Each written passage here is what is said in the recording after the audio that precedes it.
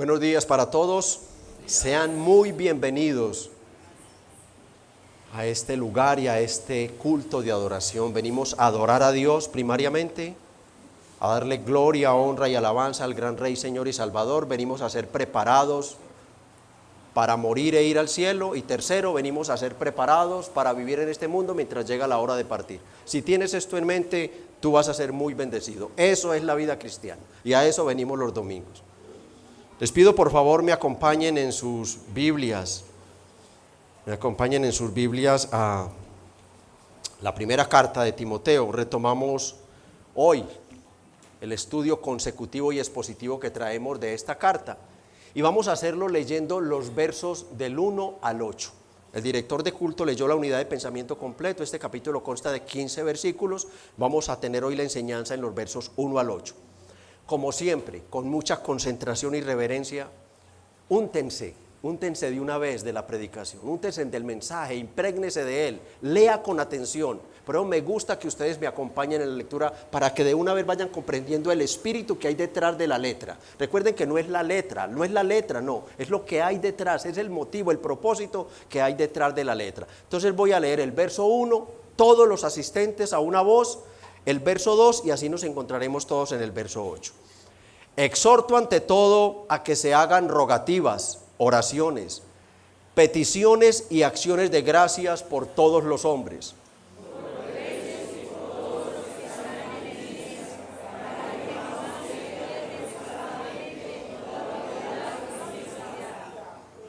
Porque esto es bueno y agradable delante de Dios nuestro Salvador.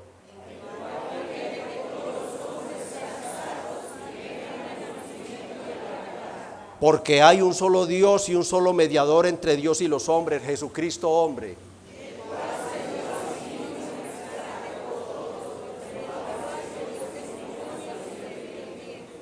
Para esto yo fui constituido predicador y apóstol. Digo verdad en Cristo, no miento, y maestro de los gentiles en fe y verdad. Quiero pues que los hombres oren en todo lugar, levantando manos santas, sin ira ni contienda. Amén. Inclinen el rostro y acompáñenme, respáldenme en estos segundos de oración. Espíritu Santo,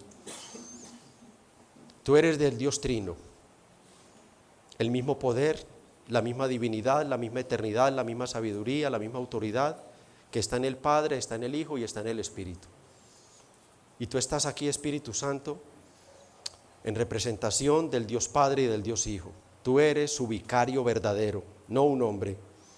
Eres tú, Espíritu Santo. Y hoy suplicamos encarecidamente que así como estuviste con Pablo al escribir estas líneas y con Timoteo, el pastor de la iglesia de Éfeso, al exponerlas a los falsos maestros y a toda la congregación, hoy estés con el insuficiente, débil, incapaz e impotente predicador y con todos los débiles que le escuchan. Convierte nuestras debilidades en fortalezas espirituales, nuestra ignorancia en sabiduría espiritual, nuestra oscuridad teológica en luz teológica, y que el nombre de Cristo y la gloria de Dios el Padre resplandezcan por tu obra en nosotros, Espíritu Santo, para la gloria del Padre, el mérito de Cristo. Amén.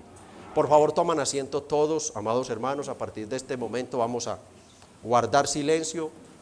Los celulares están apagados o en un modo silencioso y solamente se levantan para una urgencia, ir al baño, o levantan la mano si desean algo de un ujier. Siempre que nos acercamos a un libro, un evangelio o una carta, como en este caso, es bueno nosotros recordar el contexto.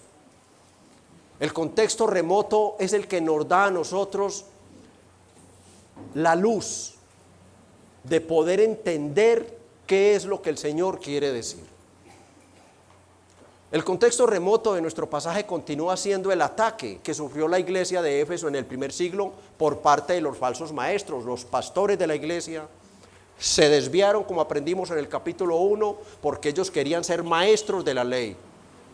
Ellos querían, su naturaleza los inclinaba a volver al judaísmo y ellos se desviaron a vanas palabrerías, a genealogías interminables. Ellos se desviaron a las fábulas. Pablo las llama blasfemias. Y Pablo deja a Timoteo allí en Éfeso con una encomienda, con un encargo. Timoteo iba a reemplazarlos a ellos como pastor y tenía que prohibirles que siguieran enseñando sus falsas doctrinas. Vean capítulo 1, versos 3 y 4, por favor. Como te rogué que te quedases en Éfeso cuando fui a Macedonia para que mandases a algunos, esos son los falsos maestros, que no enseñen diferente doctrina, ni presten atención a fábulas y genealogías interminables, que acarrean disputa más bien que edificación de Dios que es por fe. Así te encargo ahora. Verso 18, este mandamiento, hijo Timoteo, te encargo para que conforme a las profecías que se hicieron antes en cuanto a ti, milites en ellas la buena milicia. Timoteo debía pelear las buenas batallas de la fe contra aquellos que en algún momento pudo haberlos llamado mis consiervos amados, o mis pastores, o mis compañeros de lid, pero se habían desviado. Y para hacerlo, Timoteo debía llevar a esos hombres, como aprendimos en el último sermón, a un proceso de disciplina eclesiástica. A un proceso de disciplina eclesiástica, y para eso Pablo le dice a Timoteo, Timoteo, tú debes hacer lo mismo. Mira lo que yo hice con Himeneo y Alejandro. Verso 19, manteniendo la fe. Esta es la actitud, estas son las cualidades, estas son las virtudes que debía tener Timoteo para poder enfrentar a esos hombres, manteniendo la fe y la buena conciencia, desechando la cual naufragaron en cuanto a la fe, algunos de los cuales son Himeneo y Alejandro. Ya Pablo entonces le ha explicado que si no obedecen la disciplina eclesiástica los tiene que expulsar de la iglesia. En palabras sencillas, ¿qué hemos visto en el capítulo 1, que es el contexto inmediato de nuestro pasaje capítulo 2? Hemos visto que Pablo, por medio de Timoteo, ha vuelto la sana doctrina al púlpito. Ya volvió la sana doctrina. Pero en segundo lugar, por medio de Timoteo, ya Pablo saneó el ministerio de la iglesia. Ya Pablo purificó los predicadores de la iglesia. Entonces ya la iglesia tiene una doctrina sana y unos ministros sanos. Pero entonces, ¿ahora qué sigue? Porque las falsas doctrinas de estos hombres, como dice Pablo en 2 Timoteo 2:17, habían penetrado. Y su palabra carcomerá como gangrena, había infectado la iglesia. Ya estaba sana la iglesia, ya estaba sana la predicación, ya la predicación iba a ser una predicación bíblica y expositiva. Ya los predicadores iban a tener una sana conciencia y manteniéndose la fe en el conjunto doctrinal que creían. Ahora Timoteo tenía que enfrentar otra tarea, y era purificar el culto de adoración. Pero purificar el culto de adoración. Vuelvo a repetirlo, para que entendamos el contexto, para que así podamos entender el texto y no se nos convierta en un pretexto. Los falsos maestros ya habían sido puestos en disciplina, no volverían a predicar. Si no aceptaban la disciplina, al igual que Himeneo y Alejandro, iban a ser entregados a Satanás, lo cual significa que pasar por un proceso disciplinario y expulsarlos de la congregación. Ahora, ¿qué seguía? ¿Cómo iban a ver el culto? ¿Qué pasaba en el culto? El culto había sido contaminado. Y lo primero que habían contaminado era la oración. Vayan conmigo al capítulo 2, verso 1, para que entendamos este capítulo. Exhorto ante todo que se hagan rogativas, oraciones, peticiones y acciones de gracias por todos los hombres y por los reyes y por todos los que están en eminencia. Algo había pasado, algo habían hecho los falsos maestros con la oración. Vamos a ver este capítulo 2, Dios mediante, en 4 sermones. Vamos a ver en los versos del 1 al 8 la instrucción sobre la oración corporativa o congregacional. La oración pública, podemos llamarla, los que estén tomando nota, para que tengan su bosquejito ordenado. En los versos 1 al 8 encontramos la instrucción sobre la oración en el culto público. En segundo lugar, en los versos 9 y 10 encontramos la instrucción sobre la vestimenta de la mujer. 9. Asimismo que las mujeres se atavíen de ropa decorosa, con pudor y modestia. Esto había pasado algo allí. En tercer lugar, que vamos a ver en los versos 11 y 14, Dios mediante, encontraremos la instrucción sobre la conducta de la mujer en el culto público. Verso 11, la mujer aprenda en silencio, aprenda pero en silencio y con toda sujeción. Ya estaremos viendo esto, Dios mediante, qué es lo que quiere decir. Y por último vamos a ver el verso 15. ¿De qué habla el verso 15? Habla del verdadero ministerio o el ministerio principal que Dios le ha dado a la mujer. Verso 15, pero se salvarán engendrando hijos si permanecieren en fe, amor y santificación con modestia. Entonces, Dios mediante, este es el bosquejo que estaremos desarrollando en los próximos 4 sermones. Hoy vamos a ver los versos 1 al 8, en los cuales vemos, o el tema principal es la instrucción del apóstol sobre la oración corporativa en el culto público. De esto vamos a ver en el verso 8, vamos a ver esto hoy. Y el título que le he dado es el modelo para la oración corporativa. Es un modelo que Pablo nos está dando, que le está dando a Timoteo, le está diciendo a Timoteo, Timoteo, tú como pastor, este es el modelo de oración que tú debes volver a implantar en la iglesia. No el que tenían los falsos maestros, no, tú implanta esta oración de nuevo. Este es el modelo de oración. Y estaremos viendo 4 cosas en estos versos del 1 al 8. Estaremos viendo la dignidad de la oración corporativa. Segundo, estaremos viendo el modelo de la oración. Pablo va a hablar ahí del espíritu, del alcance que debe tener nuestra oración. Tercero, las razones para la oración corporativa. Pablo da unas razones de peso para que se ore corporativamente por la salvación de todos los hombres. Y cuarto, veremos que hay unos líderes, que es algo desastroso, monstruoso si se quiere, que una mujer pase al frente a dirigir la iglesia en oración. Vean el verso 8 por favor. Quiero pues que los hombres oren en todo lugar. Vamos a dar inicio entonces a nuestro mensaje para el día de hoy, estudiando el verso 1, parte A. Exhorto ante todo que se hagan rogativas, oraciones, peticiones, acciones de gracia por todos los hombres. El apóstol inicia esta sección sobre el culto público hablándonos de aquello que tiene mayor importancia, que después de la predicación, lo que sigue en importancia en un culto después de la predicación, amada iglesia, ¿qué es? La oración, la oración de todo el cuerpo de Cristo congregado como uno solo en el Espíritu Santo. Con estas palabras, quiero pues, Pablo no está indicando lo que algunos con respeto dicen, que está hablando es del tiempo que debo dedicarle a la oración. No, usted le puede dedicar 2 o 3 horas a la oración, pero ¿qué clase de oración va a ser? No, lo que Pablo está hablando acá, no es del tiempo. No es de la duración. Pablo está hablando es de la dignidad que debemos darle a la oración, del temor, el temblor, el respeto, la reverencia que debemos darle a la oración. Exhorto ante todo usted sepa a quién se va a dirigir. Comprenda que usted no está hablándole a un igual que a usted, a un pecador mortal como usted. Comprenda que la oración es algo de dignidad, algo de poder. Hay 2 cosas del cielo en la tierra. Hay 2 cosas del cielo en la tierra: la oración y la palabra de Dios. Hay 2 cosas acá, porque la oración es el Espíritu y el Espíritu es la palabra. Y debe haber gran reverencia en el momento en que se ora. Es tal el grado de dignidad de la oración. Estuve mirando en internet y hay iglesias bíblicas de nuestra doctrina, de esta doctrina, que teme y respeta este santo libro, que si alguien llega a la iglesia en el momento en que ya están orando, hay unos diáconos encargados de decirle: espere, se perdió la oración, mijo. Nadie se debe mover en el salón, ni los niños, ni los líderes, ni el pastor, por pastor que se crea o sea.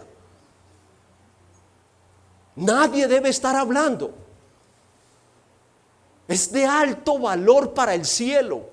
Vosotros pues oraréis así: Es una enmienda, es un regalo, es una dádiva, es un derecho adquirido, otorgado solamente para los cristianos, solamente para los hijos de Dios, solamente para los redimidos, solamente para ellos. Vosotros pues oraréis así: Padre nuestro que estás en el cielo. Solo ellos tienen derecho a llamar a Dios Padre, porque sabemos que para los que no son cristianos profesantes, Dios es solamente Padre en el sentido de creador, y que lo que hay sobre ellos no es gracia, amor, bondad, piedad, sino ira condenatoria, que ellos deben venir a Cristo y escapar de la ira. La oración debe ser hecha en un espíritu reverente, es lo que Pablo está diciendo acá, que usted sepa que usted, un mortal como usted, un contaminado por el pecado como usted está ascendiendo al trono de los cielos, usted está subiendo al cielo y el cielo le está siendo abierto a usted mientras ora. No, la oración no es una mota de algodón, amados, no. Es de mucho peso para la iglesia. Y mayor aún, cuando Pablo nos está hablando de la oración congregacional. O sea, si es importante para mí, sentado en mi sala solo con mi esposa, decir: pensemos a quién vamos a hablar primero. Respira primero. No llega y como el sancocho trifásico y ven. No. Sepa a quién va a hablar. Él es el creador, dueño infinito del universo entero, que tenía todo el derecho de haberte echado al infierno con los demás y pagó un precio enorme, la vida de su hijo, para salvarte de ese infierno. ¿Cómo te vas a presentar en él? ¿Cómo te vas a presentar ante él? ¿Sí? Con reverencia, con quietud. Apago celular, apago el fogón, apago todo, desconecto todo si está en la casa. No me distrae la lavadora, no me distrae nada. Voy a hablar a Dios. Miren lo que les he dicho algunas veces. Si llegara el perverso y malvado en cuanto al pecado, alcalde de Bello, a tu casa, ¿tú te pondrías a estregar por allá y él sentado en la sala? ¿Tú estarías revolviendo la olla y él sentado en la sala? ¿O tú estarías allí? ¿Qué me va a decir el alcalde? ¿Cuánto más al Rey de Reyes y Señor de Señores? Pablo está hablando de la dignidad de la oración. Una oración que debe ser hecha, como Pablo explica más adelante, dirigida por un varón piadoso, temeroso, donde la iglesia, por reverencia, guarda silencio y se une a esa oración. Se une mentalmente a la misma oración. Cuando se está orando, nadie debe estar orando ni en voz alta ni por otra cosa. Es la oración corporativa de la que está hablando Pablo acá. Nadie debe estar hablando, orando en voz alta. No. Es la oración congregacional. Ahora y todo y parecemos guacharacas. Quienes pasaron por esas iglesias que yo llamo manicomio, porque yo pasé por una, ¿quién puede decir amén a lo que dice el hermano? ¿Quién? Si cada quien está orando por sus cosas y cada quien está orando en voz alta y diciendo unas cosas. No. La oración bíblica es dirigida por un varón. Silencio en la iglesia. Nadie camina, nadie se mueve, nadie habla. Todos están diciendo y solo abren su boca para decir: amén, me uno a la oración de mi hermano. ¿Estamos deseando ser una iglesia más bíblica cada día?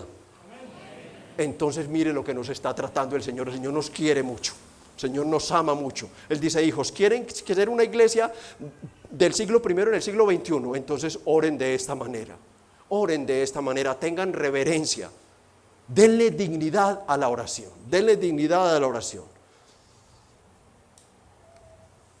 Uno ora y los demás mentalmente solo abren su boca para decir amén. Nadie se mueve. Ojalá no pudiéramos ni respirar, porque cuando respiro distraigo mi mente. Y ustedes saben la lucha que tenemos con la mente para orar. Debemos luchar en casa antes de venir. Si nos toca ayunar, ayunemos, pero pidámosle al Señor: dame reverencia en la oración, dame reverencia en el culto público, dame dominio sobre mi mente, Señor, al menos cuando oro, que mi mente no divague para allá y para acá en otra cantidad de cosas. Pero Pablo no solo nos dice cuál es la dignidad de la oración, sino que también nos habla del modelo de oración. O sea, ¿cuál es el alcance? ¿Qué es lo que contiene? ¿Cuáles son los elementos de esa oración? Porque alguien dice: es que no encuentro por qué orar. Yo no encuentro por qué orar. Entonces Pablo dice, continúa diciendo, exhorto ante todo a que se hagan rogativas, oraciones, peticiones y acciones de gracias. Como pueden ver, Pablo usa 4 términos unidos entre sí. Y lo unidos entre sí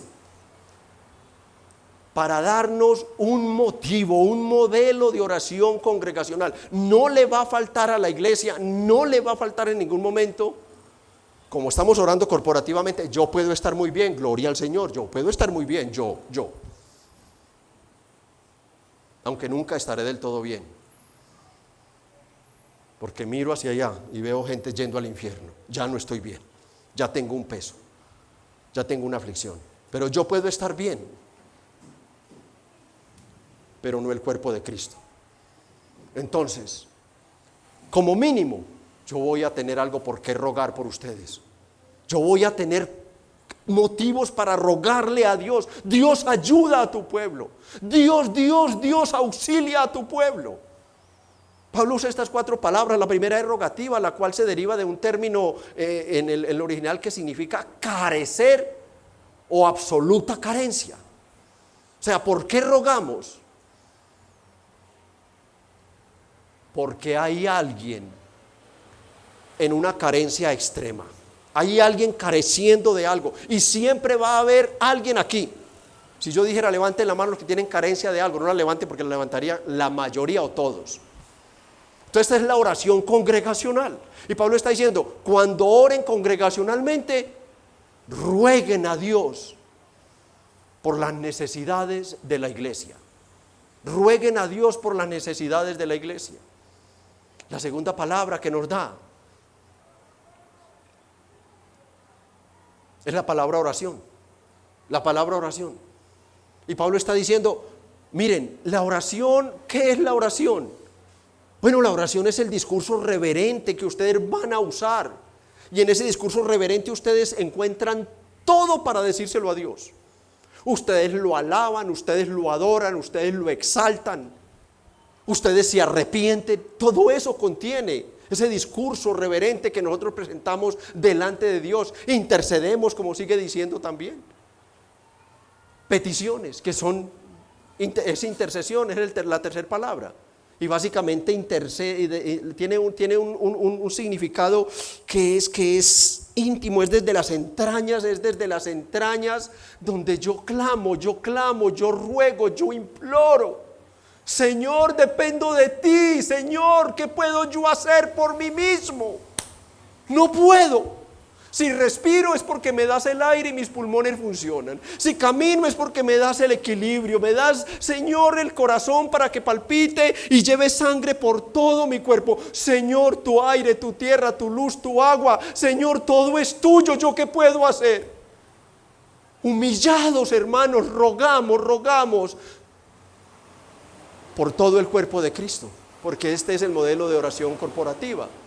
Y Pablo dice, obviamente, como Él es el que nos da todo y nos escucha sin merecerlo y nos bendice todo, pues Pablo entonces nos da la palabra con la cual siempre cerramos nuestras oraciones diciendo, gracias Señor, no merecía nada y me lo has dado todo. No merecía nada y diste hasta lo máximo a tu Hijo por mí, Señor. Acciones de gracias, que fluyan las oraciones de gracias, que fluyan. Bendito sea Dios y su Espíritu Santo que nos dio los miércoles una sección especial solamente para dar gracias al Señor. Pablo nos enseña que la oración congregacional debe contener rogativas, oraciones, peticiones y acciones de gracias. ¿Sí? Ese es el contenido, esos son los elementos de la oración. ¿Pero por quién es? ¿Por mí? ¿O por un hermano de la iglesia únicamente? Recordamos de nuevo que para entender el texto hay que entender primero el contexto. El contexto es la oración judaizante, la oración exclusivista que habían introducido estos hombres a la iglesia. Entonces por eso Pablo responde, por todos los hombres, por los reyes y por todos los que están en eminencia, para que vivamos quieta y reposadamente en toda piedad y honestidad. Es bien claro por lo que dice Pablo que los falsos maestros habían introducido a la iglesia un modelo de oración exclusivista. Era una oración completamente contraria al evangelio del Señor Jesucristo, que nos manda ¿a qué? A que oremos por todos los hombres, por todos los hombres, por todos los hombres.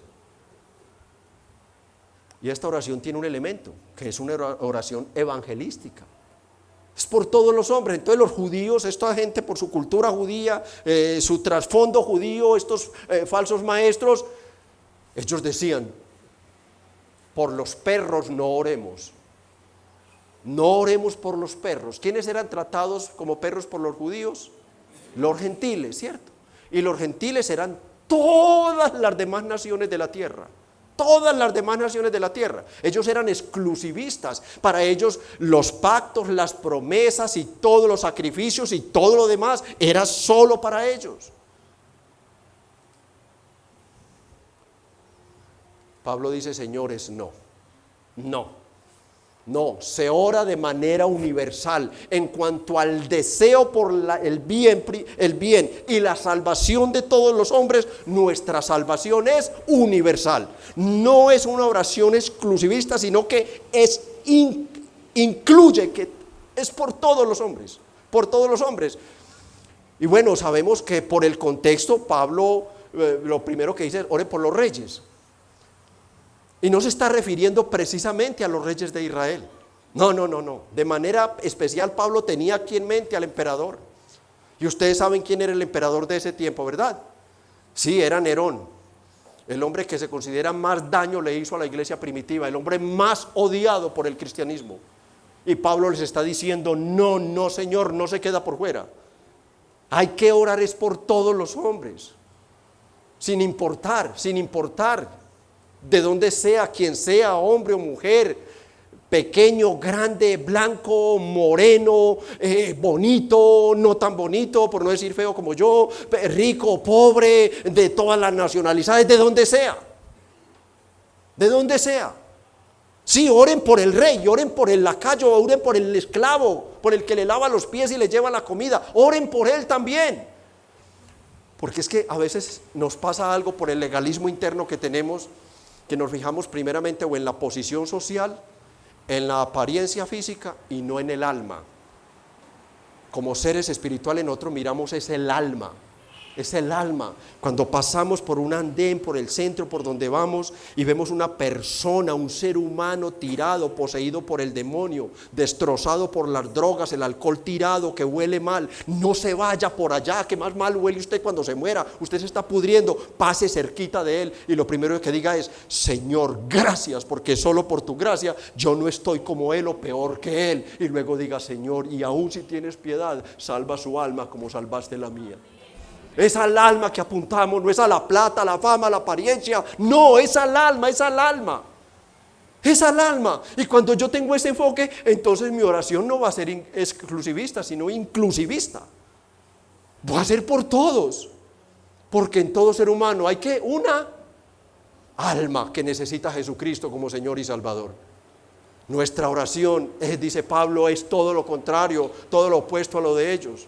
Pablo estaba de acuerdo con el Señor, hermanos, quien dijo en Marcos 16:15: id por todo el mundo, miren esto, y predicad el evangelio a los más bonitos, a los más ricos, a los que mejor le caigan. Predíqueselo solo a los que le han hecho bien, pues. Predíquele solo a los que lo saludan. A toda criatura. Mire el error que estaban cometiendo los falsos maestros en Éfeso. Mire el error que estaban cometiendo. Pablo dice: no, Señor. Están en contra del evangelio de Cristo. Ahí es que orar por todos ellos, porque ya nuestro Maestro, Señor y Salvador, el Rey verdadero, ha dicho que la palabra, el evangelio, se le predica a todos. De igual manera, oramos todos por él. Confiando que algunos de todos esos van a creer, algunos de esos, miren, el que creyere, él está dando por sentado que no todos van a creer. No todos, porque no todos son elegidos, no todos son predestinados, no. Pero es un misterio, el Señor no nos manda, nosotros no conocemos el remanente, no lo conocemos. O alguien aquí puede levantar la mano y decirme: yo tengo un olfato. Ahora en estos días me vino una palabra y me gustó: detectómetro. Algunos pareciera que, no, ese para qué le va a predicar, ese no se va a salvar. No, el que creyere, y hay que predicar a todos. Pero entonces, y fuere bautizado será salvo, mas el que no creyere, no se preocupe usted haga la obra, ore por él, y a todo el que pueda, predíquele el evangelio. El que no creyere será condenado. Esa no es cuestión de nosotros, no es cuestión de nosotros. Raza, posición social, estatura, color, nacionalidad, todos. Orar para que Dios salve a todos ellos. En nuestro contexto debemos orar como oramos aquí los miércoles, a veces brevemente, pero en nuestros hogares oramos por los presidentes, oramos por el doctor Gustavo Petro. No lo tratamos como lo tratan algunos cristianos. No, lo tratamos con la dignidad que Dios le ha dado a ese hombre. Dios es el que se encargará de él. Es Dios. No cae un pajarito a la tierra sin que Dios lo permita. Nadie va a ser presidente sin que Dios lo haya permitido. No será presidente. Debemos orar por Nicolás Maduro. No, Dios lo ha puesto por algo. Debemos orar por todas las autoridades, incluidas esas altas y esas perversas y esas maldades. Dios ha establecido esas autoridades con propósitos. Miren lo que dice Romanos 1, 13, 14.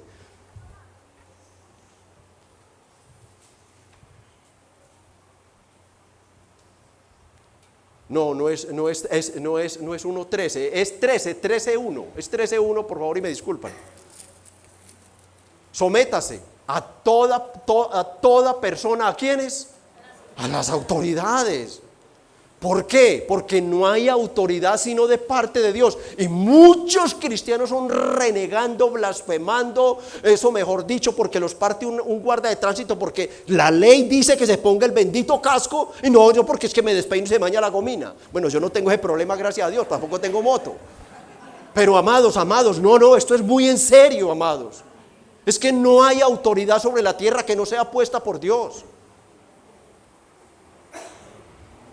Porque no hay autoridad sino de parte de Dios, y las que hay, lo repite, por Dios han sido establecidas. 2. De modo, miren esto, amados cristianos, respeten un semáforo, no se roben un semáforo. No es que porque tengo pico y placa, entonces yo sé que hay unas vías que yo me le puedo jugar. Yo me puedo escapar por otras vías porque no hay pico y placa. Eso es diabólico. Eso no es de Dios. Del diablo la rebeldía, de Dios la sujeción. Amén. No sé de dónde salió. De Dios del diablo la rebeldía, la trampa, el engaño. De Dios el respeto y la sujeción. De modo que quien se opone a la autoridad, como ya fue establecida, fue por Dios. Él sabe que la necesitamos. Imaginen en una ciudad sin semáforos. Imagínense una ciudad sin guardas de tránsito, sin policías. Imagínense, si teniéndolos abusamos, nos burlamos, los engañamos. De modo que quien se opone a la autoridad, a lo establecido por Dios resiste, y los que resisten acarrean. ¿Resisten a quiénes? Primero que todo, ¿a quiénes? A las autoridades. Acarrean condenación para sí mismos. Si son hijos ya creyentes, disciplina. Y si son inconversos, una condenación mayor. Vean primera de Pedro 2, 13 y 14. Por causa del Señor, miren dónde Pedro lleva esto. Usted dice creer en el Señor, hermano o hermana. Digan todos amén. Bueno, los que no dijeron es porque no creen de esa forma en el Señor. Pero si usted se ha sometido en el Señor, entonces es por causa del Señor. Es que no es por causa de ese policía que me la tiene montada. Diario es en la misma cuadra. No es que ese guarda de tránsito diario, pues donde me muevo es él. No es a causa de ellos, no. Es por causa del Señor. Sométase a toda institución humana, a toda, ya sea al rey como a superior. Y 14, por favor, ya a los gobernadores, por él enviados, para castigo de los malhechores y alabanza de los que hacen bien. Quien teme al Señor va a hacer una trampa. Quien teme al Señor va a hacerle una jugarreta. Llegan a hacerle, como se da uno cuenta, que le cuentan por ahí. No, él me iba a partir, pero yo le di 50,000 pesitos. Va a hacer eso. No, mi hermano, si fueron 800 que hubo que pagar, hermano, se robó el semáforo, iba a una velocidad más, páguelos, amado. Páguelos. Páguelos, hermano. Queda pues claro entonces que Pablo nos está dando una enseñanza práctica que glorifica a Dios y nos ayudará a vivir en este mundo de manera adecuada. Nos ayudará a vivir tranquilos, amados, respetando las personas y orando por todos ellos. Y nos ha quedado claro, porque han sido instituidos por Dios, porque es que los que más nos cuesta orar de verdad que son esas autoridades, ¿cierto? Aparte de aquellas personas que en algún momento tuvimos algo con ellos. En lugar de maldecirlos, la Biblia ordena que los bendigamos orando por ellos. ¿Y saben por qué? Porque solo Dios puede cambiar los corazones y si le place salvarlos. Oremos por ellos congregacionalmente. Habiendo visto la dignidad de la oración, el modelo de la oración, veamos en tercer lugar las razones. Nos va a dar unas razones mucho más fuertes aún. Verso 3 en adelante. Dice Pablo, para que vivamos, dos final, para que vivamos quieta y reposadamente en toda piedad y honestidad. Esto es hermoso.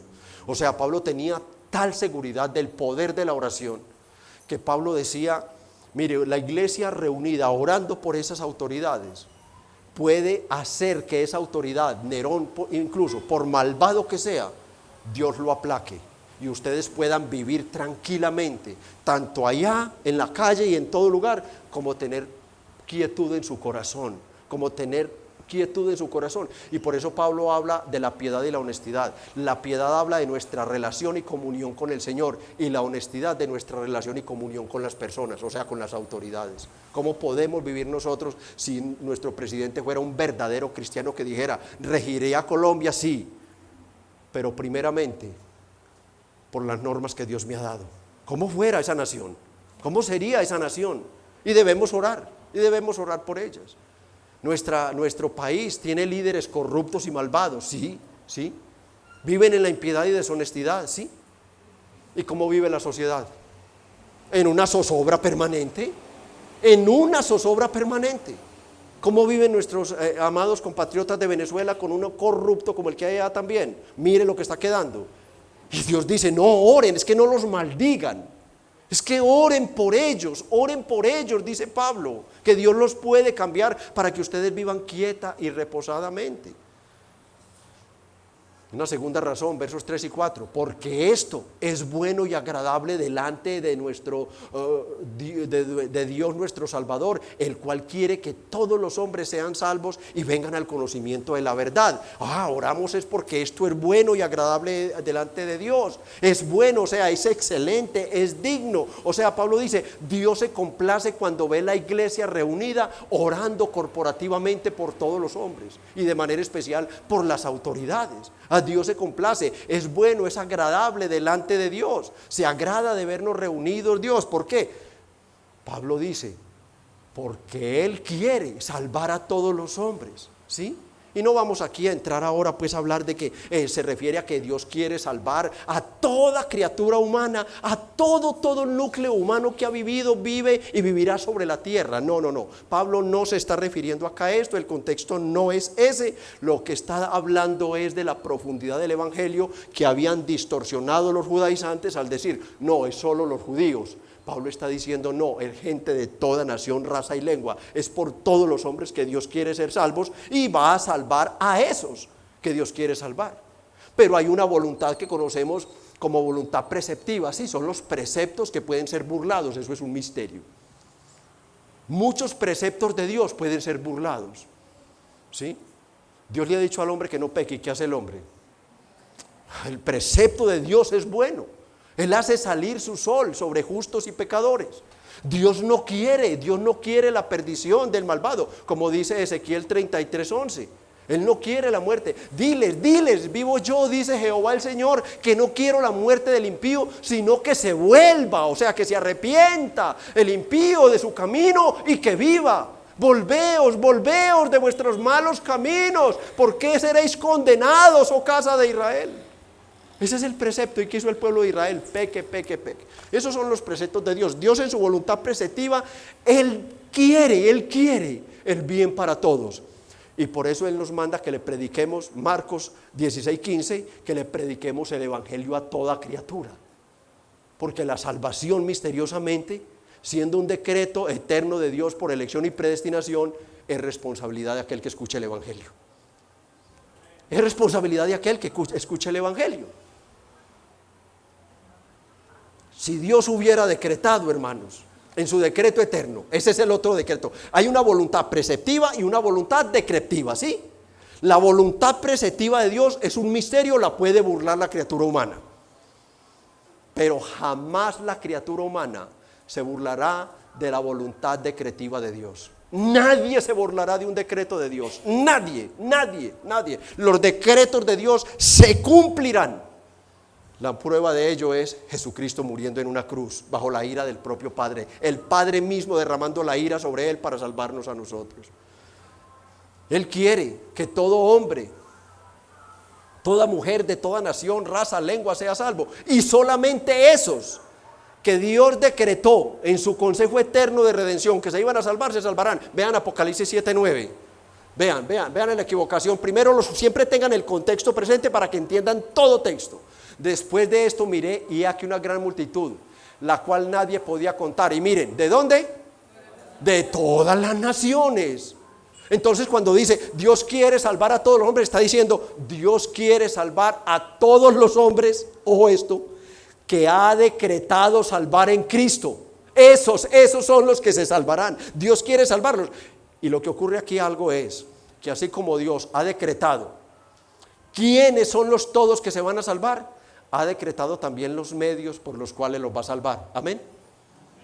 Y los dos medios fundamentales por los cuales los va a salvar y que misteriosamente, honrosamente, que nosotros no valoramos, quiere contar con nosotros son la oración y la predicación del evangelio. Esos son los dos medios por los cuales va a salvar a todas, mire, de todas las naciones y tribus y pueblos y lenguas que estaban delante del trono y en la presencia del Cordero, vestidos de ropas blancas y con palmas en sus manos. O sea que no vale la pena detenerme aquí a hablar de lo que significa la palabra todo en el Nuevo Testamento en un sentido literal o en un sentido general, no. ¿Y por qué solo todos esos de todo el mundo que Dios predestinó serán salvos?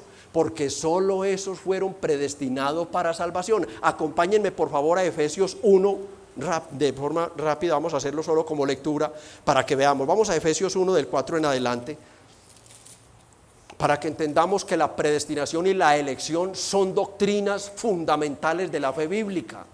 Dice, según nos escogió en Él, Él es Cristo, antes de la fundación del mundo. Desde antes de Dios crear el mundo y los hermosos pajaritos y las hermosas plantas y hermosas flores, Dios se ocupó en escoger a horribles pecadores como nosotros para decir, ese hijo será salvo por ti.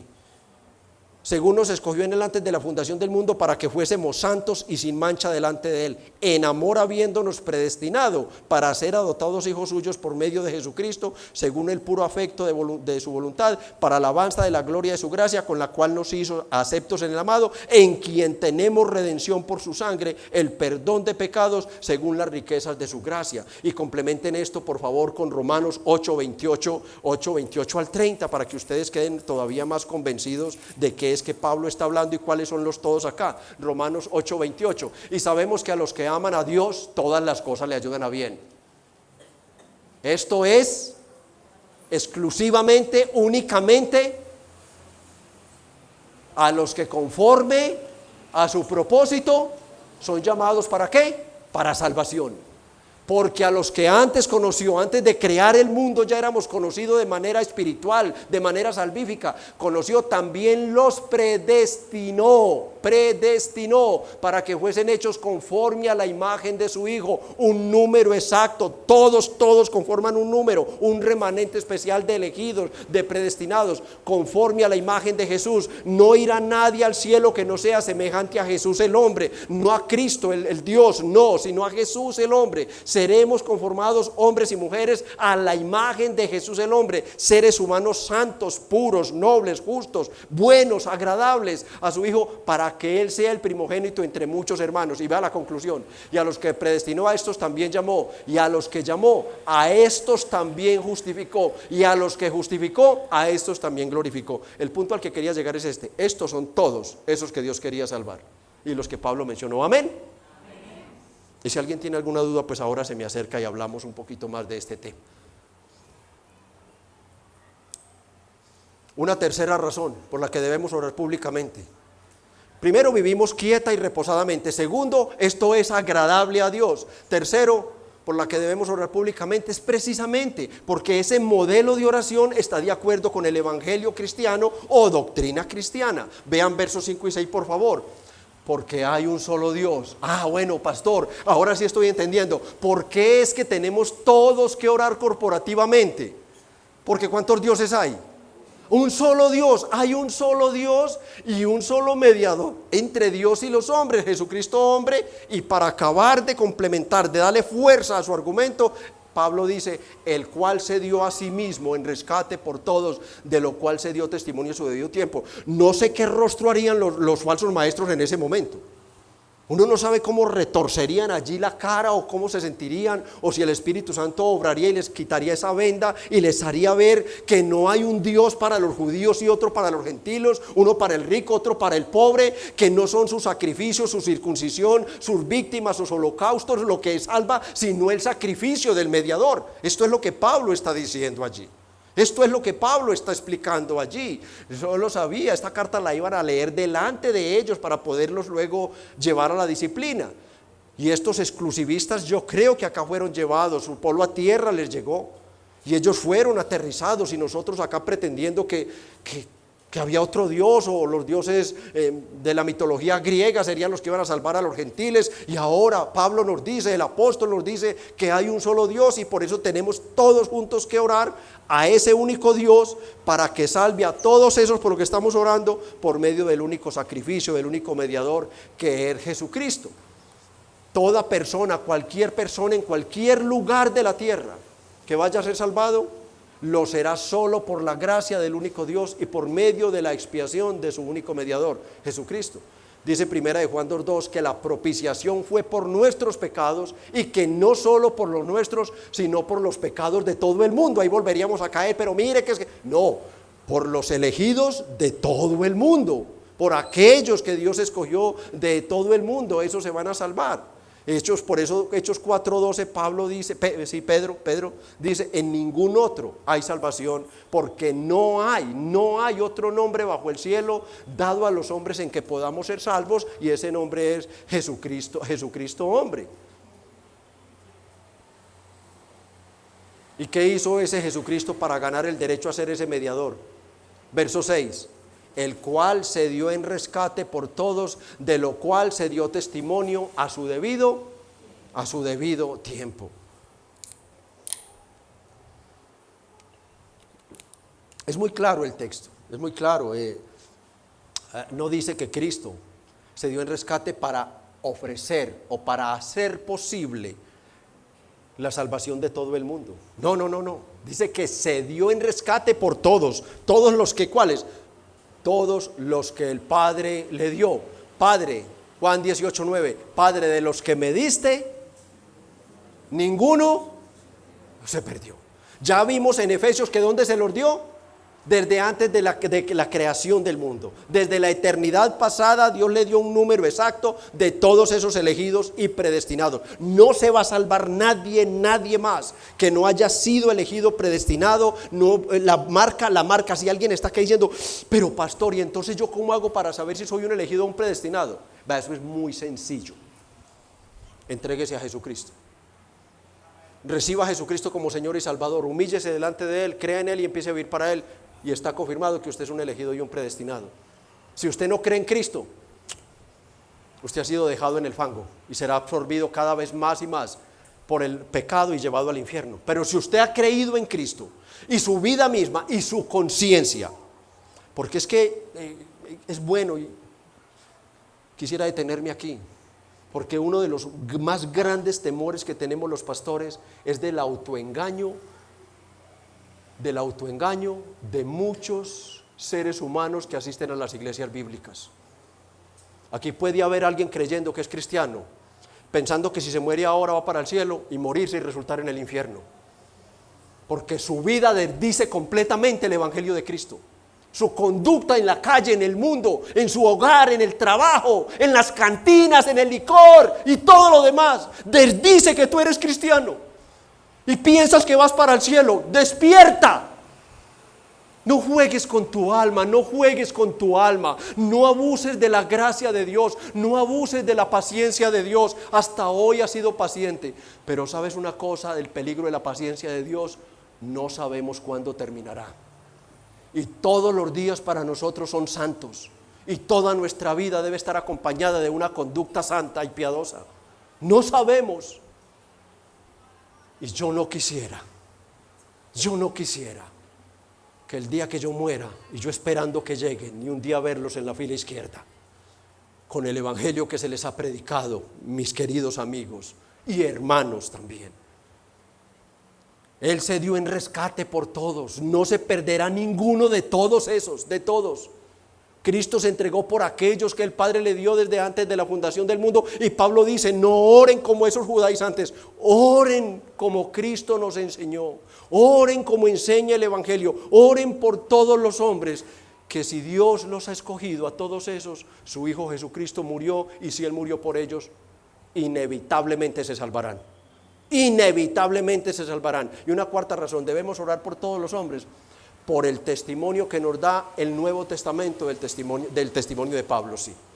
Recuerden que Pablo iba a ser atacado. ¿Por quiénes? En el contexto, recuerden, siempre pisemos el contexto. No demos un paso adelante sin antes pisar el contexto. No lo demos por los falsos maestros. Iban a decir como mínimo, ¿y quién se está creyendo este? Que nos dé una prueba. ¿Qué es lo que ha hecho él? ¿Qué es lo que ha hecho él? Bueno, nosotros tenemos todas las, ¿cuántas cartas? 13 cartas se puede decir de Pablo en el Nuevo Testamento. 13 cartas. Y en esas 13 cartas que encontramos, miren lo que dice en el verso 7. Para esto yo fui constituido predicador y apóstol. Digo verdad en Cristo, no miento, y maestro a los gentiles en fe y verdad. Pablo, ¿para qué? Para lo que nos dijo desde los versos 5 y 6. Él fue dado como ministro en Hechos, allá en Hechos, cuando el Señor se le aparece en Hechos 9:15. ¿Qué pasa en Hechos 9:15, por favor? El Señor le dijo, ve, miren acá, miren desde dónde Pablo entendió esto. Porque instrumento escogido me es este para llevar mi nombre en presencia de los gentiles y de reyes y de los hijos de Israel. Pablo está diciendo, yo fui constituido para predicarle el evangelio a todas las personas, de manera especial al pueblo gentil. Yo dejé todo por seguirlo. Miren las iglesias que he constituido, miren a cuántas naciones he ido a predicar, miren cuántos viajes misioneros he hecho y miren lo que he predicado. Que el evangelio es para toda criatura y que se salvará todo aquel que crea de esos que le he predicado el evangelio. El testimonio que él decía era la verdad, él no mentía. Todas sus cartas, allí vemos cómo con su evangelio alcanzó tanto a judíos como gentiles. Y nosotros, amados hermanos, somos testimonio de la obra misionera de Pablo. Su evangelio nos alcanzó a nosotros como gentiles. Fue su evangelio el que nos alcanzó a nosotros. Sobre su ministerio, vean lo que le dice a esta misma iglesia, pero ya cuando escribe directamente a la iglesia, a Éfeso, no al pastor, en Efesios 3 del 1 al 7, por favor. Efesios 3 del 1 al 7. Por esta causa, yo Pablo, prisionero de Cristo Jesús, por vosotros los gentiles, los judaizantes decían, no solo judíos, si es que habéis oído de la administración de la gracia de Dios que me fue dada para con vosotros, que por revelación, miren acá, me fue declarado el misterio. Un misterio es una verdad de Dios que Él tuvo oculta por un tiempo y en determinado momento Él se la revela a quien se la quiso revelar. Y le dice, guárdala para ti o llévala a todo el pueblo. Eso es un misterio en la Biblia. El misterio, declarado el misterio, como antes lo he escrito brevemente, leyendo sus cartas, lo cual podéis entender cuál sea mi conocimiento en el misterio de Cristo. misterio que en otras generaciones no se dio a conocer a los hijos de los hombres. En el antiguo pueblo no se sabían estas cosas. Ellos indagaban quién es el que nos va a salvar, quién es el Redentor. Y se engañaron tanto que creyeron que Cristo iba a venir a un militar poderoso a librarlos del imperio romano. No, era un misterio la salvación, era un misterio Cristo. Como ahora es revelado, Cristo nos ha sido revelado, el mensaje de salvación es para todos los hombres que crean, como ahora es revelado a sus santos apóstoles y profetas por el Espíritu. Y aquí está, ¿qué fue lo que le fue revelado? ¿Cuál fue el misterio? Que los gentiles son coherederos y miembros del mismo cuerpo y copartícipes de la promesa en Cristo Jesús por medio del Evangelio, del cual, aquí está su ministerio, yo fui hecho ministro por el don de la gracia de Dios que me ha sido dado según la operación de su poder. Y miren lo que Pablo dice en la segunda carta, capítulo 1, versículos 10 y 11. En la segunda carta al pastor Timoteo. Segunda Timoteo 2 y 11, por favor. 1, 10 y 11. Pero que ahora está hablando de esto mismo, que ha sido manifestado por la aparición de nuestro Salvador Jesucristo, el cual quitó la muerte y sacó a la luz la vida y la inmortalidad por el Evangelio. Y miren, del cual yo fui constituido predicador, apóstol y maestro a los gentiles. Entonces, ¿cómo quedarían los falsos maestros? Que decían, no oremos sino por los judíos. Que decían, Pablo no es apóstol. Y Pablo mostrando esta carta, mostrando esta vida, mostrando este ministerio. Bueno, creemos que estos, si fuera una disciplina eclesiástica, fueron merecidamente. Porque todo esto era para ellos arrepentirse de inmediato. Era para arrepentirse.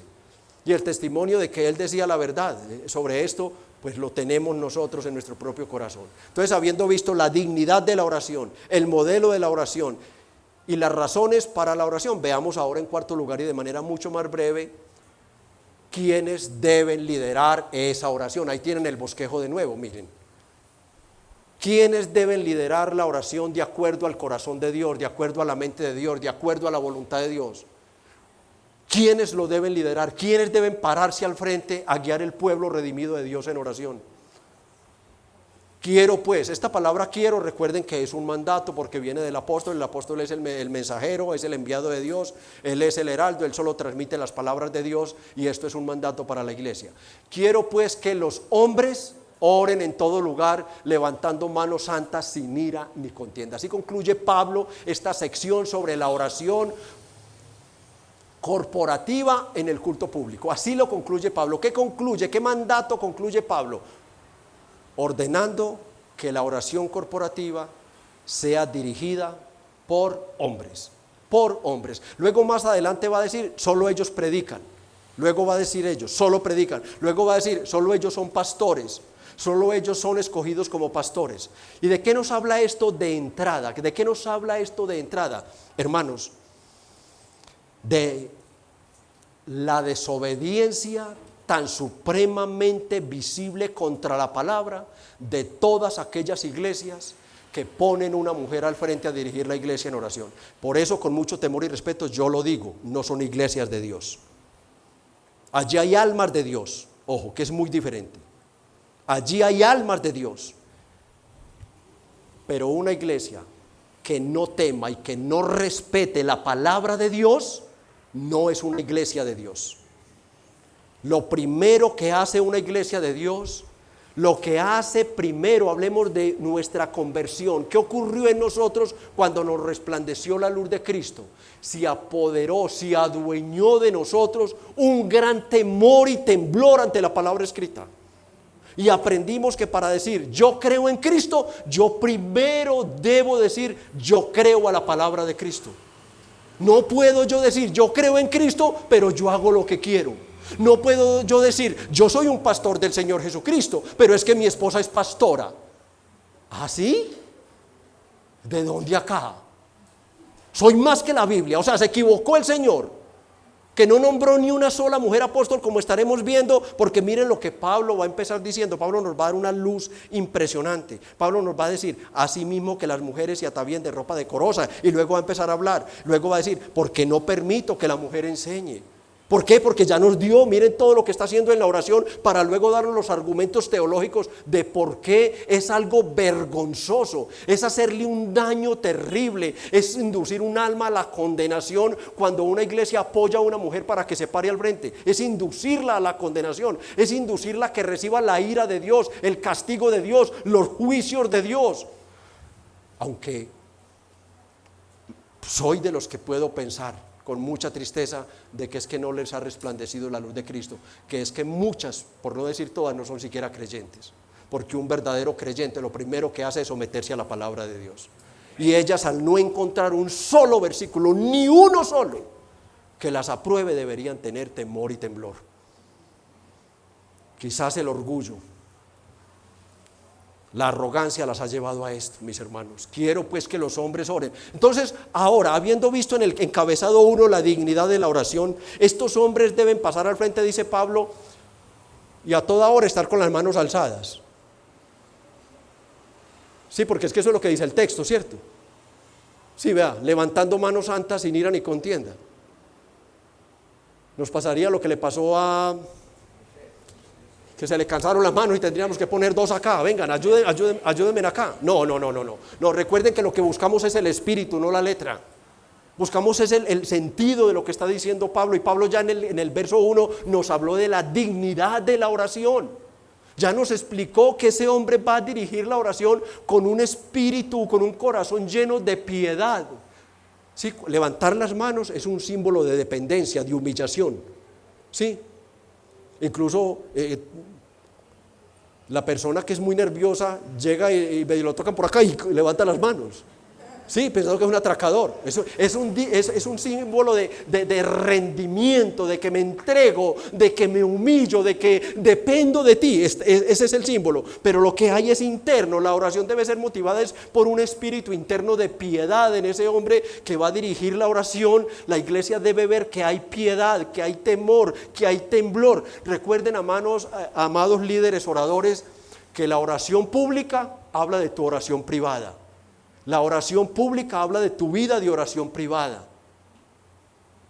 Y vamos a ver más adelante que es igual para las mujeres también.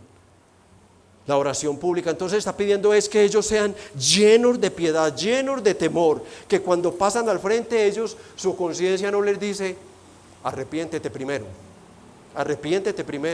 porque eres un hipócrita si vas a orar en ese estado. No, él debe revisar su vida, su conciencia, su corazón. Si hay un pecado, confesarlo y pasar al frente a dirigir la oración. Si esto lo hiciera una mujer, estaríamos violando visiblemente lo establecido por Dios en su palabra. Es la palabra de Dios la que ordena, amadas hermanas, que sean hombres los que lideren la oración.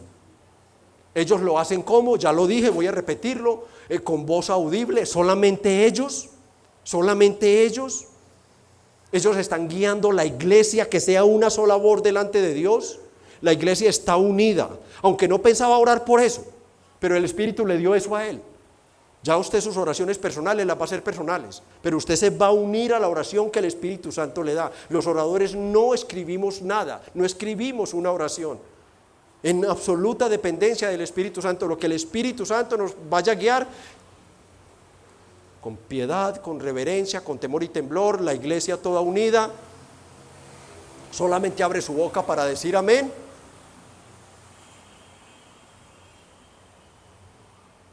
Pero además, silencio en el salón. En esto quiero ser, de verdad que Dios me concedió leer bastante sobre este tema, estudiar de hombres del pasado, el respeto de estos hombres por la oración, y fui conmovido y pedirle perdón a Dios.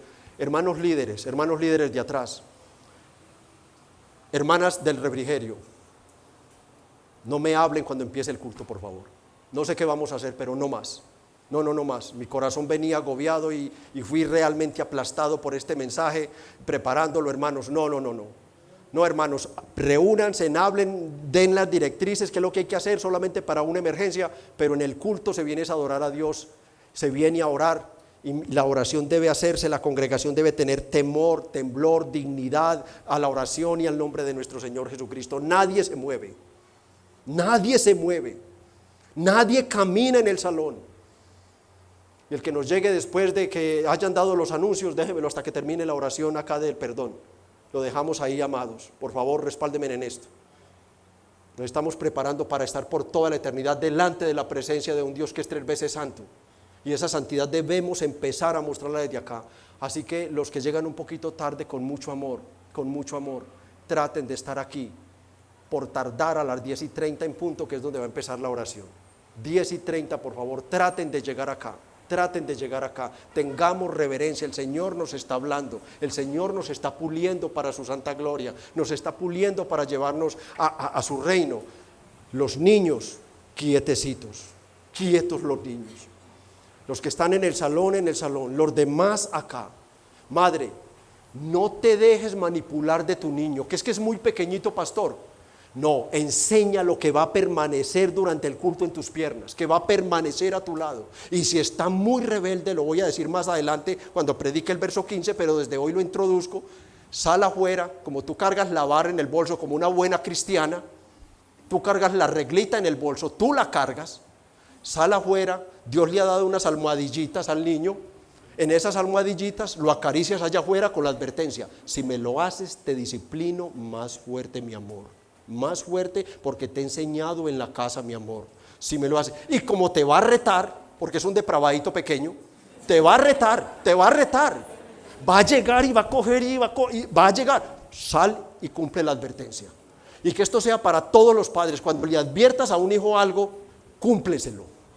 Si me la vuelves a hacer, te castigo. Si te volvió a hacerla, castígalo de verdad.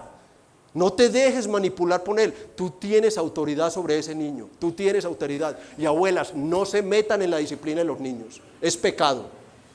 Ya nosotros como abuelos criamos a los nuestros y los disciplinamos y daremos cuenta por ellos. Son responsabilidad de tus hijos. A menos de que sea algo muy cruel contra la Biblia. Que tú veas que es un error bíblico, llámala. Y aparte que el niño no vea. Porque si el niño ve que tú lo estás defendiendo, se va a venir bajo, pegarse de la falda de la abuela. Y olvídese que se va a burlar más y más de la mamá. No, mis amados hermanos. No es así. No es así, mis amados hermanos. Que nosotros podamos tener temor y temblor como pueblo de Dios y preparar una generación que va a venir, y lo veremos más adelante, vuelvo y lo digo. Solamente quería hablar que los niños también tienen que aprender, enseñarles a que tengan dignidad, que se respete el culto de adoración, que se respete la oración, que se respeten las alabanzas, que todo lo que hace acá sea de gran temor y temblor para todos. Que nosotros tengamos reverencia cuando venimos acá. Amados hermanos, por el contexto, la oración es la oración corporativa, ¿sí? Ya sabemos, ya nos ha quedado claro todo este tema, gloria al Señor. Pero mi opinión personal: la mujer no debe ni orar ni predicar en la iglesia. Pero mi opinión personal, amado esposo, es que tú debes enseñar a tu esposa a orar en tu casa. No solo debes compartir la lectura de la Biblia en tu devocional con ella. Si les parece mi ejemplo, nosotros siempre leemos Antiguo Testamento y Nuevo Testamento en el devocional. Yo leo o el Antiguo Testamento y mi esposa el Nuevo, o yo el Nuevo y ella el Antiguo. Pero enseña a tu esposa a leer la Biblia y a orar en casa. Enséñala. Motívala, amor, yo voy a orar por esto y tú ora por la salud. Amor, quiero, por favor, guíanos en oración, pidiendo la protección. O sea, incítala a orar. Hay hermanas que pasan muchas vergüenzas, salen con sus hermanas y con amigas que pueden tener sus amigas del mundo, salir a un cafecito. Eso es como el animalito sobre la coca de la comida. ¿Por qué? Es que me da pena orar, pastor. ¿Cómo que le da pena orar? Sí, porque no se ha entrenado para orar. No se ha entrenado para orar. Y el mejor espacio para entrenarte es tu casa. Es tu casa. Así que esposos, motiven a sus esposas a leer la Biblia. Estoy dando por sentado que todo esposo hace el devocional. En pareja, ¿sí? En matrimonio. Tenemos nuestro devocional y nuestra lectura personal luego, claro que sí. pero hay que hacer. Quien no esté haciendo un devocional con su esposa está fallando en su ministerio sacerdotal, está fallando. Entonces la oración corporativa es una cosa, amén. Lo de acá es solamente para hombres, pero en la casa, además si ella es la creyente y el esposo no es creyente, debe leer la Biblia y orar delante de él, de sus hijos. ¿Cómo va a educar? ¿Cómo va a educar a sus niños una mujer que no lee la Biblia, que su esposo no le enseña la Biblia? Como veremos más adelante, estos hombres no le permitían a las mujeres ser discipuladas. Por eso Pablo decir, yo ordeno que ellas aprendan en silencio. Ellos decían, no, que no aprendan nada. Pues ellas son, para los judíos eran como muebles, eran enseres, eran algo así, las mujeres. Entonces, las mujeres deben,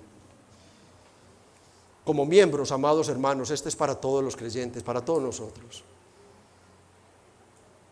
¿Habías entendido la dignidad de la oración? Quizás te faltaba entenderla para esforzarte un poco más, llegar a tiempo los domingos y venir los miércoles. ¿Sabías que los miércoles es una reunión, la hemos titulado nuestra reunión de oración? Los miércoles, que es donde oramos por todas las necesidades de todas las personas y por la salvación de todos. Y que no debe faltar a menos que tengas una excusa que convenza a Dios. No que te convenza a ti. No que te convenza a ti, porque tú puedes decir, es que yo estoy muy cansado. No, yo no voy a ir. Ya, esa es tuya. Sí, pero el que te dio la fuerza para trabajar todo el día no te dará la fuerza para ir 2 horitas acá a estar con tus hermanos orando por todos. Es que tengo un dolor de cabeza, y con el dolor de cabeza trabajaste toda la semana para ganar dinero, con el mismo dolor de cabeza. Y aquí resulta que no se lo pueden aguantar acá. No, amados, que sea una causa que convenza a Dios. Es que está lloviendo, pero lloviendo sales con paraguas, sales hasta con bolsas en los pies para irte a trabajar. Entonces, ¿cómo no vienes a la iglesia que porque está lloviendo?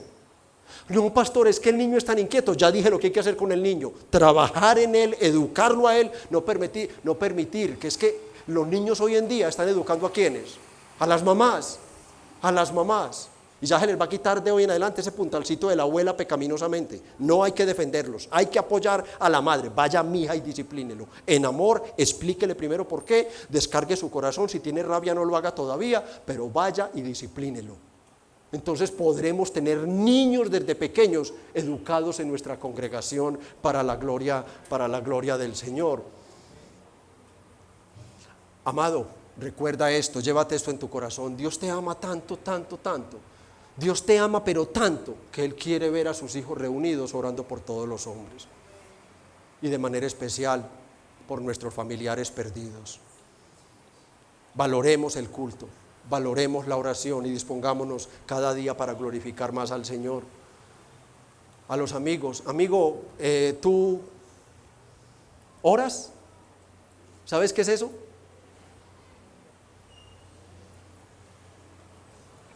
¿Sabías que los únicos autorizados para orar son los cristianos profesantes? ¿Sabías eso? ¿Sabías que había una multitud de personas y que el Señor Jesucristo llama aparte a sus discípulos y empieza a decirles: cuando oréis, no seáis como los hipócritas? Eran los gentiles y judíos también, que piensan que por repetir más Dios los va a escuchar. No seáis pues como ellos. Cuando vosotros oréis, para los cristianos, oraréis así: Padre nuestro que estás en el cielo. Amigo que estás aquí, si no te has entregado a Cristo, no se te ocurra llamar a Dios Padre. No lo hagas, porque Dios en este momento es tu creador, sí, pero si no vienes a Cristo, el cual aplacó la ira de Dios con su sangre y su expiación, tú estás bajo la ira de Dios, y no importa que estés aquí sentado. No importa. Con Dios no hay arreglos. Es que yo no mato, es que yo no robo, pastor. Es que mire que yo hasta doy limosnas, pastor. ¿En qué se compara todo lo que tú hagas con la muerte de Cristo? ¿Podrías tú convencer a Dios, decirle: hay otra entrada para ir al cielo? ¿Hay otra puerta? No, el Señor dijo: no, los que intentan entrar por otra puerta son salteadores. Yo soy el camino, la verdad y la vida, y nadie irá al Padre sino por medio de mí, dijo el Señor Jesucristo. Así que, amigo, hoy ven a Cristo, entrégate a Cristo y podrás orar. Podrás orar y el Espíritu Santo irá nutriéndote de oración. Y el Espíritu Santo te motivará a orar en todo momento, por toda situación y por todas las personas. Ya toda situación la verás de una manera diferente, porque podrás decir tranquilamente en medio del dolor, la tristeza y la pena: Padre nuestro que estás en el cielo, creador y dueño del universo entero, tú tienes todo el poder, si quieres socórreme, Padre amado. Podrás hacerlo, amigo. ¿No te gustaría, amigo, hacerlo? Amigo, solo tienes que venir en arrepentimiento y fe a Jesucristo. Él ha prometido que si tú vienes a Él, no te echará fuera, te librará de la ira venidera, te regará el Espíritu Santo, serás salvo eternamente y podrás orar corporativamente con todos los santos. Padre, te damos gracias por este modelo de oración corporativa. Gracias por hablar con tanta claridad a tu pueblo, Señor, por sacarnos de tanto error. Tú no quieres que fallemos tanto. Oh, tú quieres, mi buen Señor, que tu pueblo sea un pueblo entendido, un pueblo dócil, un pueblo humilde, un pueblo que se arrepiente, un pueblo que reconoce que ha fallado y que hemos fallado mucho en este modelo de oración, que no le habíamos dado a la oración corporativa, a la oración congregacional, en la verdadera dignidad que merece. Porque es que el espíritu de la oración es Cristo, es por Él que podemos orar. Hoy te damos gracias, Señor, porque nos has llevado delante de tu presencia para escucharte, para recibir, Señor, tus correcciones, amonestaciones. Sabemos que todas son hechas en amor y que tú quieres que cada día, Señor, nosotros vengamos delante de ti, como en este momento venimos a decirte: Señor, tú sabes de nuestras debilidades, tú sabes de nuestras flaquezas, pero te pedimos por los méritos de Cristo, ayúdanos a mejorar, Señor. No vamos a pedir perfección, pero sí mejorar un poco en todas estas cosas, Padre. Y de manera especial, ayúdanos a ser más reverentes en la oración y en el culto de adoración, Señor. Que comprendamos este misterio, que tú nos congregas, que tú nos pones aparte del resto de la humanidad, no para prometernos plata, salud, hermosos matrimonios, hermosos hijos, sino para tratar con nuestro pecado, para santificarnos, prepararnos para morir, ir al cielo. Y mientras nos preparamos para ir al cielo, aprender a vivir en este mundo de una manera distinta de las demás personas. Somos tu pueblo amado, lo sabemos, Padre, y te pedimos humildemente que lo que nos has enseñado hoy quede en nuestras mentes, en nuestros corazones, y que podamos, Dios mío, el deseo interno que tenemos de agradarte, poderlo demostrar con obras externas. Que nuestra conducta en el culto de adoración, en estas 2 horas, Señor, sea cada vez más y más agradable a ti. También te pedimos humildemente por los amigos que nos están visitando hoy, que no salgan de aquí igual como entraron. Si salieron en condenación, yo te suplico que les hayas dado el don del arrepentimiento y salgan en salvación.